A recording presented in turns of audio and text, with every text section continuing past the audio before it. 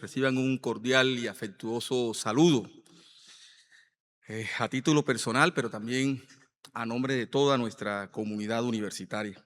Del mismo modo, un saludo cordial a nuestra mesa principal, a nuestro vicerrector académico, a nuestra directora del Centro de Idiomas, a nuestro coordinador académico, igualmente a todos los profesores y profesoras de este Centro de Idiomas que hacen posible los resultados que hoy aquí vamos a refrendar en esta ceremonia pública, una ceremonia donde nos congregamos como comunidad.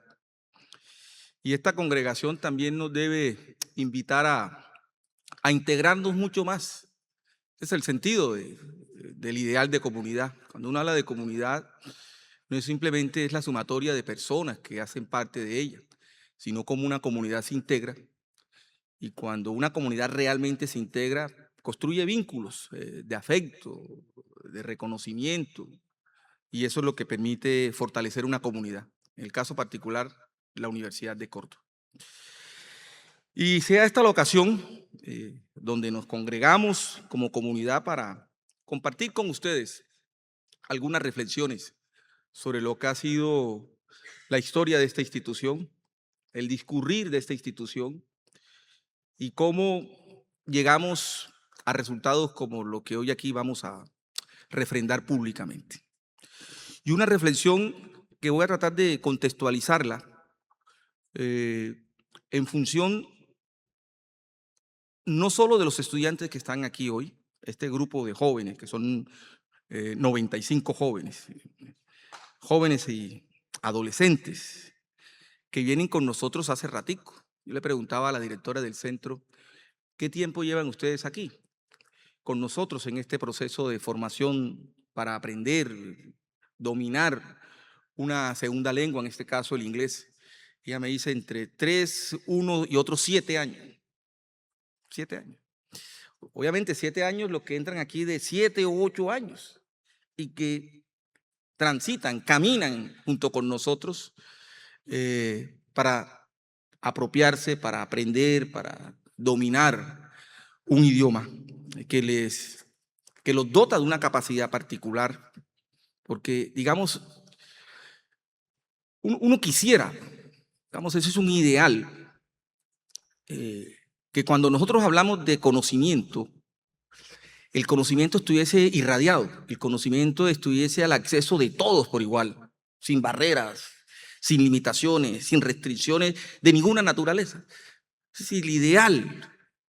Y ese ideal se encarna alrededor de lo que uno llama derechos. Y cuando uno habla de un derecho, pues un derecho es para todos. Un derecho no hace distinción ni de posición social, ni de estrato, ni de ubicación geográfica, no, está disponible. Que eso ha sido, digamos, la tensión en una sociedad como la nuestra. Y hablamos de derecho, pero en la práctica los derechos se convierten en una especie de privilegios que están dados a un número determinado de personas. Y esa es la gran paradoja de la sociedad colombiana en gran medida. Por eso no hemos avanzado alrededor de un ideal de civilización. Es por eso, porque seguimos siendo una sociedad segregada, fragmentada, de roles y de posiciones. Pero el hecho de que estos jóvenes que hoy están aquí ya estén dotados de una capacidad particular, pues obviamente en una sociedad desequilibrada y asimétrica y desigual como la nuestra, pues le va a dar una ventaja frente a otros jóvenes como ellos. Entonces el asunto de las desigualdades sociales no es como muchas veces nos las han enseñado. No, las desigualdades sociales están dadas en la manera cómo se construye un determinado orden social. ¿Cómo se construye? Pues, por supuesto, esto no es una construcción, digamos, sobrenatural. Es humana. ¿Cómo se construye? Entonces, ustedes tienen ya una capacidad, están dotados de una capacidad que no tiene el conjunto de los jóvenes. Y para nosotros como universidad eso se convierte en un desafío y en un reto social. Y es como estas capacidades que posee este centro de idioma las irradiamos y las proyectamos para que le llegue al conjunto de la juventud, para que esa juventud también tenga el acceso a un derecho y tengan la posibilidad de desarrollar una capacidad que los habilite y que los haga más competitivos y que los integre de mejor manera a un orden social cada vez más complejo. Es un reto. Y eso, por supuesto, nos lleva a hablar en esta reflexión de lo que es la universidad. Porque seguramente aquí los padres de familia, muchos padres de familia, inclusive esta generación de jóvenes, han estado con nosotros 3, 4, 5, 6, 7 años y solo han transitado por la universidad, no se han detenido a pensar qué es la universidad, qué representa. Nosotros, digamos, esta es una universidad que todos los días da resultados. Y los resultados nuestros no son resultados meramente estadísticos o de números. Los resultados nuestros son impactos que incidan en la transformación y en el mejoramiento de las condiciones de vida de la sociedad. Pero, digamos, transitamos en la universidad, incluso quienes aquí laboran, muchos de los que aquí laboran, pues, transitan por la universidad. Inclusive nosotros transitamos por la vida y nunca nos detenemos, incluso a pensarnos a nosotros mismos si lo que hacemos lo hacemos bien o no lo hacemos. Digamos, eso es una característica de la condición humana. Por ello, cuando tenemos la oportunidad, que es frecuentemente, de tener estos escenarios, de poder dialogar con los estudiantes, con los profesores, con los trabajadores, con la ciudadanía, con las comunidades rurales, con cualquier actor y sector de la sociedad, pues nos detenemos y nos detenemos a hacer una reflexión de lo que es la universidad, de lo que la universidad significa, de lo que la universidad representa en función de lo que hoy estamos haciendo aquí. Y eso quiero hacer en esta mañana. Ustedes vieron parte de ese video donde pues mostramos los avances institucionales, lo que hemos venido haciendo alrededor de esta universidad, dotándola de capacidades en infraestructura física, tecnológica, humana, su expansión, su crecimiento, su mejoramiento. Pero esa no es la universidad. La universidad no se centra en eso. Esos son medios que hacen posible que la esencia de la universidad, que es la ciencia, que es el saber, que es el conocimiento, pueda fluir con los más altos estándares de calidad y que pueda lograr los propósitos que nos hemos comprometido. Tenemos 133 laboratorios en distintas disciplinas científicas, aquí en 133 laboratorios, 7 facultades, 34 programas de pregrado, 26 programas de maestría, 7 programas doctorales, 44 grupos de investigación, más de 100 convenios internacionales con las principales universidades del mundo, presencia científica en 17 departamentos de Colombia. Estamos en la mitad de la geografía nacional, transfiriendo la investigación científica que hacemos aquí con nuestros investigadores, que son conocimientos para que las comunidades vivan mejor, vivan en dignidad, resolviendo problemas de la sociedad. Y eso lo describo porque esa no es la mirada de la sociedad. La sociedad vive distraída. Son otras las cosas que nos han hecho importantes en la percepción de la sociedad. Es más importante la transacción de un futbolista que un científico que genera un desarrollo científico que le dignifica la vida a la humanidad o que resuelve un problema. Se invirtieron las categorías y los conceptos y las valoraciones de la sociedad. Y vivimos en un mundo paralelo.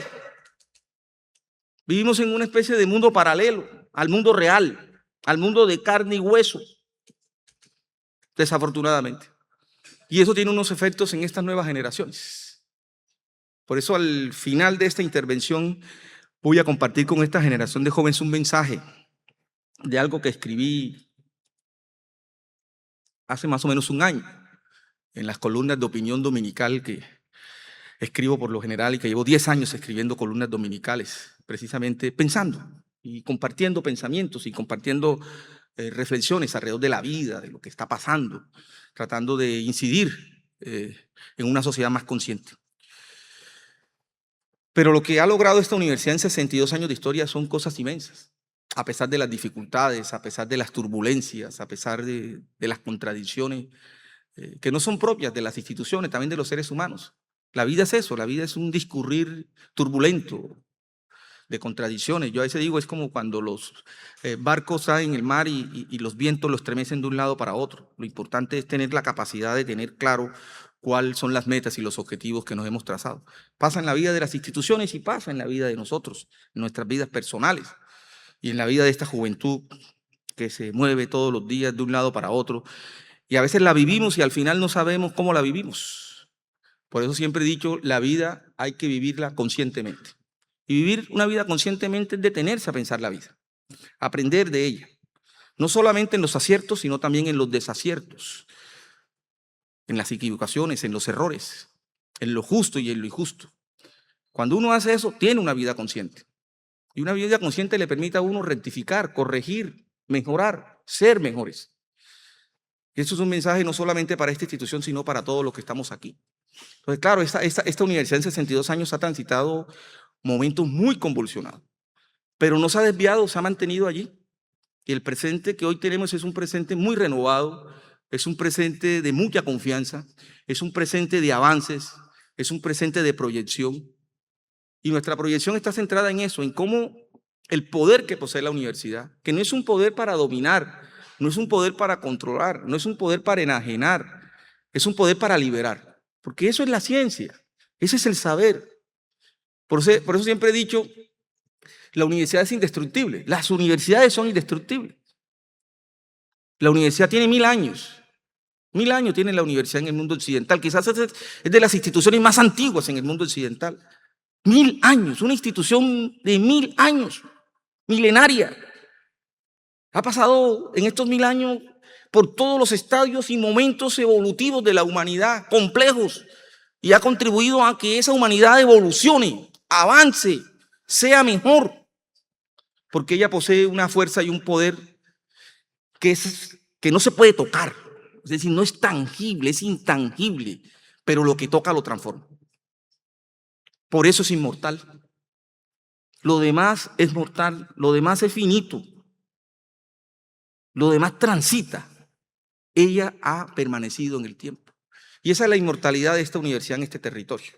Independiente a lo que haya pasado en estos 62 años de existencia, quienes la hayan dirigido, quienes hayan asumido su liderazgo, su inmortalidad está en que la ciencia es inmortal, el saber es inmortal, el conocimiento es inmortal, y por eso ella siempre va a prevalecer. Y el cometido y el encargo nuestro, quienes hoy la dirigimos y que tenemos claro cuál es la razón de ser y de existir, cuál es el deber ser de ella en términos de su naturaleza, es liberar esa esencia.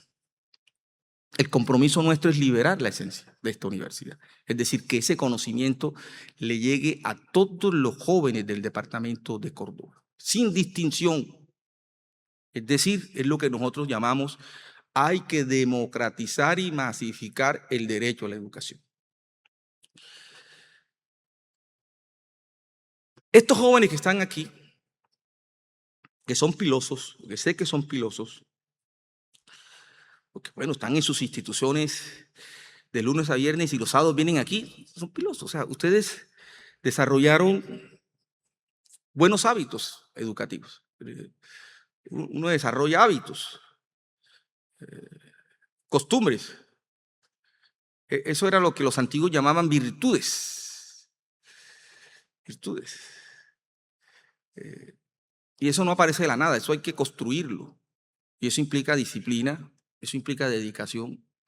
Esos son hábitos repetitivos que se afianzan en nosotros y que hacen parte de nuestra existencia.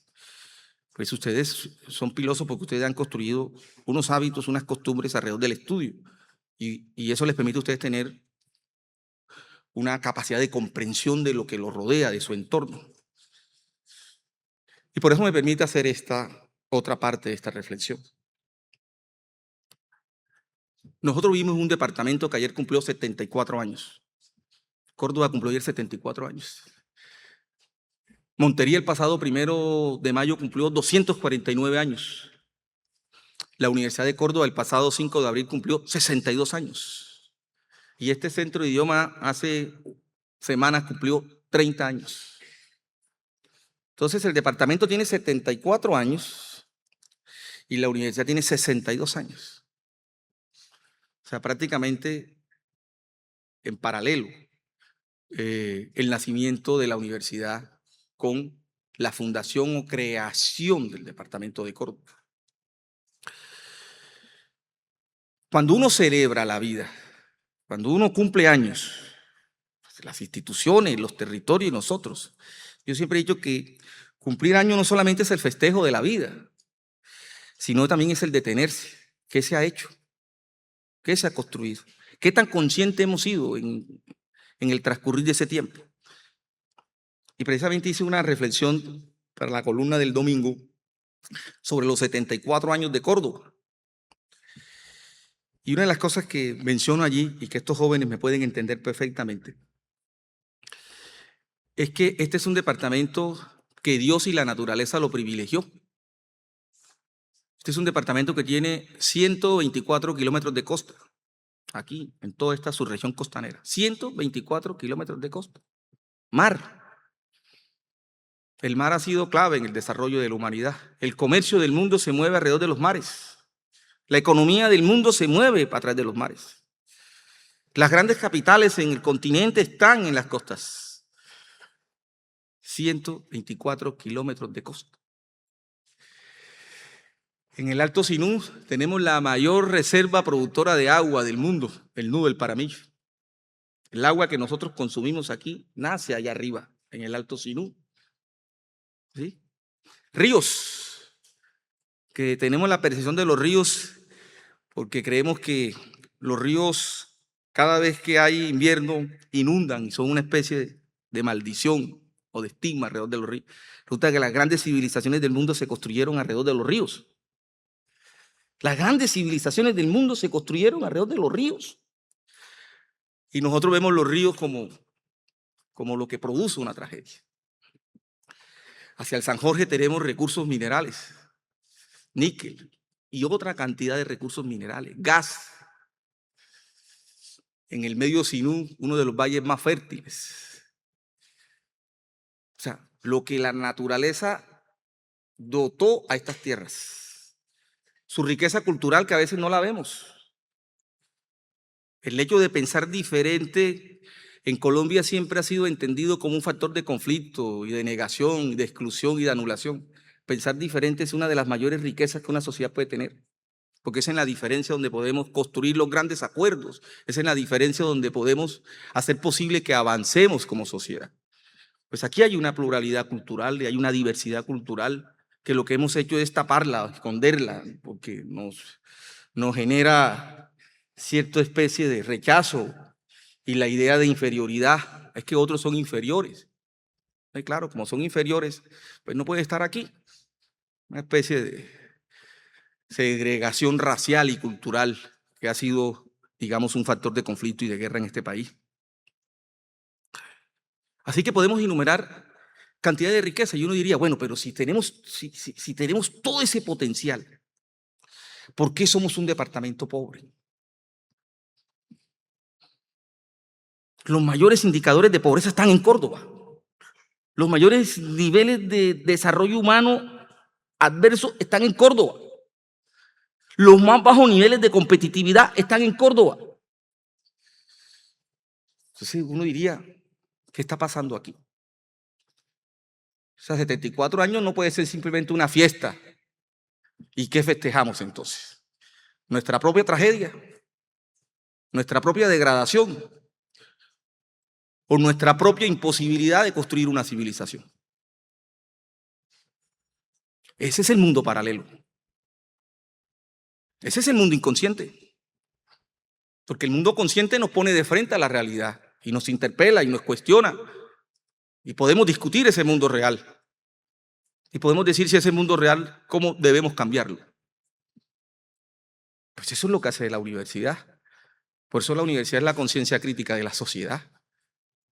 Porque la universidad es consciente y esa conciencia le permite ver la realidad que los otros en una dimensión paralela no están viendo. Pero aquí hubo fiestas. Y yo dice, ¿pero qué festejamos? Nuestra propia desgracia. ¿Sí? A veces normalizamos lo anormal y nos acostumbramos a lo anormal y hacemos de lo anormal una forma de vida. Entonces yo le digo esto a esta generación. ¿Y sabe qué es lo más valioso en medio de todo eso que he descrito? Que Córdoba tiene la población joven menor de 15 años más grande de Colombia. Córdoba tiene la población joven menor de 15 años más grande de Colombia. ¿Y sabe por qué esa es la mayor fortaleza? Porque las tendencias demográficas hoy en el mundo están planteando que la población del mundo tiende a ser longeva, es decir, la gente vive más. La humanidad se está envejeciendo y las tasas de natalidad están llegando a su mínima expresión. En Colombia, en los últimos 25 años, han dejado de nacer 500.000 seres humanos. Y los datos estadísticos en términos demográficos dicen que al año 2060 la población joven habrá llegado a su mínima expresión en Colombia. Y que Córdoba, paralelo a esas riquezas que he descrito, tenga la población joven menor de 15 años más grande de Colombia, ese es el mayor potencial de Córdoba, ese es su mayor tesoro. Pero ese potencial no tiene sentido si no lo dotamos de capacidades. Y la mayor capacidad con la cual hay que dotar a esa población joven menor de 15 años se llama conocimiento. Si no, estamos condenados. Continuaremos condenados y normalizando esa condena de atraso sus desarrollos. Eso lo estamos mirando, esa es la reflexión que yo quiero aquí plantear. Entonces esa es la importancia de la universidad, porque la universidad es portadora de ese poder que transferido a esas capacidades harán de Córdoba un escenario de desarrollo, de progreso y de bienestar para sus habitantes, para su población. Entonces, ¿cuál es nuestro cometido? Y es lo que hemos tratado de hacer en los últimos años y hemos remado y remado a veces contra corriente. Porque cuando las sociedades se naturalizan en defender lo mismo, ser disruptivo se vuelve algo, una especie de, no solo de rebeldía, porque necesitamos la rebeldía, necesitamos que estos jóvenes sean rebeldes, una rebeldía que yo llamo con sentido, que tenga una búsqueda, que tenga un telos, es decir, que tenga una finalidad. Pero nos ha tocado difícil para que la sociedad reaccione y entienda cómo una institución como esta hay que continuar fortaleciéndola para que esa esencia y esa naturaleza que ella posee se libere de tal manera que jóvenes como ustedes y el conjunto de la juventud de este departamento tengan acceso a ese poder que ella posee. Por eso hablamos de la regionalización. Hemos regionalizado esta universidad. Solo nos faltan 2 subregiones en Córdoba, que es la apuesta en los próximos años, por lo menos mientras yo esté al frente de esta responsabilidad. Pues cuando llegué aquí, me comprometí, y es un compromiso personal, de vida, porque yo siempre he sido un defensor de la universidad pública, porque si la universidad pública no existiera, pues yo no estuviese aquí. Yo estoy aquí porque existe la universidad pública. Y defiendo la universidad pública y sé lo que significa la universidad pública, sobre todo en regiones como esta. Por eso hay que fortalecer la universidad pública. Hay que permitir que la universidad pública se proyecte, que la universidad pública se irradie, que la universidad pública llegue, porque la universidad pública hace posible esto que estoy tratando de describir aquí. Sin la universidad pública, nada de eso fuera posible. Entonces, nos falta la subregión costanera y nos falta el Alto Silo para completar el mapa de una universidad descentralizada y regionalizada. Igualmente, la otra apuesta que hemos hecho para el segundo semestre de este año, 23 instituciones educativas de todo Córdoba, en un programa que hemos llamado Universidad en tu Colegio, donde hemos integrado la educación básica y la media con la superior, jóvenes de grado 10º, ya estudiantes universitarios. Esa es una apuesta también que hemos venido planteando y creo que eso hay que continuar. El objetivo en los próximos años es un sueño personal, yo espero verlo antes de dejar de existir en estas tierras, es que esta universidad tenga 60, 70.000 estudiantes. El momento de la historia que esta universidad tenga 60, 70.000 estudiantes, Córdoba habrá hecho una revolución social. El día que esta universidad tenga 60, 70.000 jóvenes como los que están hoy aquí, nosotros habremos hecho la mayor revolución social en la historia de Córdoba. No la hemos hecho. Aquí nunca se ha hecho una revolución.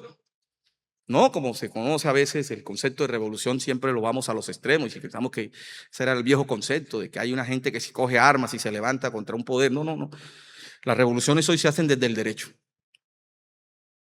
La revolución hoy se hacen desde el derecho. Cómo los derechos se masifican, cómo los derechos se democratizan y cómo cuando la gente accede a los derechos dignifica sus vidas. Así es que se hacen las revoluciones. No es por la fuerza, no es con los gritos, no es a fuerza de tiro, no son la forma. Eso es arcaico. Las revoluciones modernas son desde el derecho. Entonces nosotros necesitamos que el derecho a la educación fluya, que el derecho a la educación le llegue a la juventud. Y también tengo que decirle a esta generación de jóvenes, ustedes de pronto saben más de esto que yo. En estos días, pocas semanas, el Papa León XIV sacó una encíclica que dio mucho que hablar en el mundo. Y yo invito a que la lean. La magnífica humanidad, así se llama. Humanitas magnífica, magnífica humanidad. Donde el Papa hace un diagnóstico de todo este desarrollo tecnológico y particularmente de la inteligencia artificial. Y cómo ese desarrollo tecnológico hoy está generando unos nuevos poderes que están sin control. No hay control de los estados, no hay control de los gobiernos, no hay control de las legislaciones. Es un poder superior, que él lo define así como una especie de torre de Babel, haciendo referencia a ese pasaje de la Biblia. Y ustedes saben cuáles fueron los efectos cuando se trató de construir una torre de Babel. Entonces él dice que la inteligencia artificial hoy pretende eso, construir una nueva torre de Babel. Y con ello una nueva forma de control y de dominación de la humanidad. Eso que yo llamé aquí un mundo paralelo, que nos distrae, que nos desconecta, que nos saca de la realidad. Pues ustedes jóvenes son una generación que nació en estos desarrollos tecnológicos. Estos desarrollos tecnológicos reconfiguró el concepto de familia, el concepto de comunidad, el concepto de solidaridad, todos esos valores fundantes que cohesionan y le dan sentido a la vida en comunidad. Eso no existe, usted lo sabe muy bien. Su relación ya no con el otro, sino con un ordenador, de un computador o con la pantalla de un televisor o con un dispositivo móvil. Ahí se mueve el mundo y ahí estamos conectados. Familias enteras donde sus miembros ni siquiera se hablan entre sí, porque cada quien se cree autosuficiente, es una especie de monólogo existencial. Se rompen los vínculos de comunidad que los da el diálogo, que los da la relación con el otro, la comunicación con el otro. Y eso reconfigura el concepto de familia, reconfigura el concepto de Estado. La generación de sus papás, y yo fui parte de esa generación, aunque no tengo tantos años como ustedes se imaginan, instituciones que hacían parte de la formación de uno. La iglesia incidía en la formación de uno, la familia incidía en la formación de uno, el Estado, la escuela. Esas instituciones hoy es poco el poder de incidencia que tienen en la educación. Son otros los factores y ese es ese factor tecnológico. El Papa nos pone en alerta de cómo estamos asumiendo estos desarrollos tecnológicos, cómo están haciendo parte de nuestras vidas y qué tanto control tienen en nuestra existencia. Es decir, unas nuevas torres de Babel peligrosísimas, porque están desconectadas totalmente de la realidad. Así que de eso saben ustedes mucho. Y quisiera entonces, el celular mío, quisiera terminar esta reflexión aludiendo aquí a esta reflexión. Esta reflexión se la dedico a ustedes en particular. Y quiero que la escuchen con mucha atención. Yo trato aquí de plantear algunas cosas. Yo tuve la oportunidad de conocer personalmente al Papa Francisco en una audiencia privada en el Vaticano antes de fallecer. Y parte de lo que está aquí lo logré anotar en ese diálogo que tuve la oportunidad en una audiencia de 2 horas y media, donde invitó pues, a rectores de América Latina, a mí me invitó por Colombia.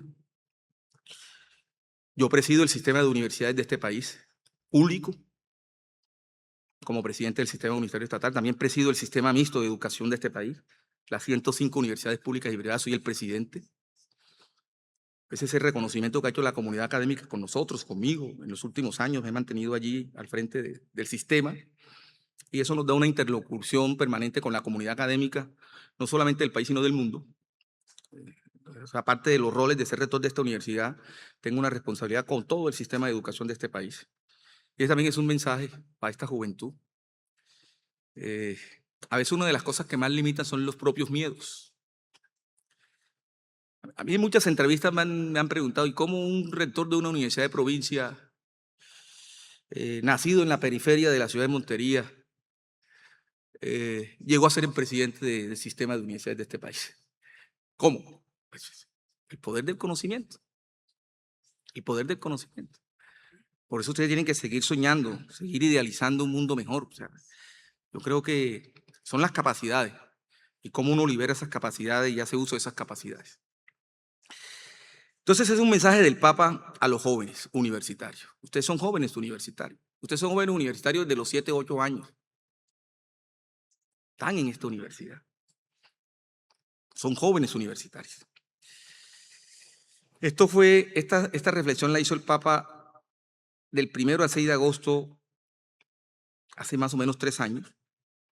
Esto fue en Lisboa, en Portugal, en lo que se conoce como la Jornada Mundial de la Juventud. El encuentro del Papa Francisco con los jóvenes de todo el mundo. Importante analizar el mensaje del Santo Padre a los jóvenes, en especial a los universitarios en estos momentos de incertidumbre y angustias, donde debemos retomar el sentido de la escucha y la palabra. El Papa hace un llamado a los jóvenes a sentirse peregrinos, es decir, dejar de lado la rutina cotidiana, pararnos en el camino con el propósito de ir más allá de los confines y zonas de confort, hacia un horizonte de verdadero sentido. En palabras de Francisco, todos estamos llamados a confrontarnos con grandes preguntas que no tienen respuestas simples e inmediatas. En este sentido, es necesario superarse a sí mismo, ir más allá, misión que un universitario comprende muy bien, porque de esa manera nace la ciencia. La invitación del Papa es que los jóvenes sean peregrinos, que caminen hacia una meta que permita salir del laberinto, el sinsentido, donde no hay metas ni salidas. El Papa invita a los jóvenes a hacer de la desconfianza un arma para seguir adelante y no continuar dando vueltas. Francisco insiste en que el buscar y arriesgar son 2 verbos rectores del peregrino. Estar insatisfechos con lo que hemos hecho y nos hace falta por hacer se convierte en un buen antídoto contra la presunción de autosuficiencia y narcisismo. El Santo Padre insiste en la necesidad de mantener la memoria del futuro, no sustituir el camino por recorrer, por detenernos en cualquier oasis que representa un espejismo que ha hecho cambiar el rostro humano por la pantalla de televisión, lo real por lo virtual, las preguntas que desgarran por las respuestas fáciles. Lo fácil anestesia. Jóvenes, busquen y arriesguen. No estamos en tiempos de una agonía, sino en un parto agudo y doloroso. Por ello, los jóvenes deben ser los protagonistas de una nueva coreografía, donde el centro sea la persona humana. Sean coreógrafos de una danza de la vida. En palabras del Papa, la universidad no existe para preservarse como institución, sino para responder con valentía a los desafíos del presente y el futuro. La invitación del Papa a los jóvenes es ser valientes, sustituyendo los miedos por los sueños. No ser administradores del miedo, sino emprendedores de sueños. Para el Papa es un desperdicio pensar una universidad comprometida en formar a las nuevas generaciones solo para perpetuar el actual sistema elitista y desigual del mundo, donde la educación superior es un privilegio para pocos. En consecuencia, si el conocimiento no es acogido con responsabilidad, se vuelve estéril. Quien ha recibido una educación superior no se esfuerza por restituir algo con aquello que ha sido beneficiado, en el fondo no ha comprendido de lo que le ha sido ofrecido. Es una invitación a la solidaridad fraterna, a salir de nuestras propias burbujas y seguridades, para convertirnos en artesanos de la justicia y la belleza. Para el Papa, el título académico no puede ser considerado como una ciencia para el bienestar personal, sino un mandato por construir una sociedad más justa, incluyente y desarrollada. Termina el Santo Padre su mensaje, invitando a los jóvenes a ser protagonistas del cambio peregrinos del saber, a construir una generación de maestros en humanidad, compasión, esperanza, defendiendo la vida del planeta, la urgencia de hacernos cargo de la casa común. Pero esto no se puede hacer sin una conversión del corazón y un cambio en la visión antropológica que está en la base de la economía y de la política. No conformarse con salidas paliativas o compromisos tibios y ambiguos. Los términos medios representan una pequeña demora en el derrumbe. Con esto, los felicito a todos y continúen adelante. Muchas gracias.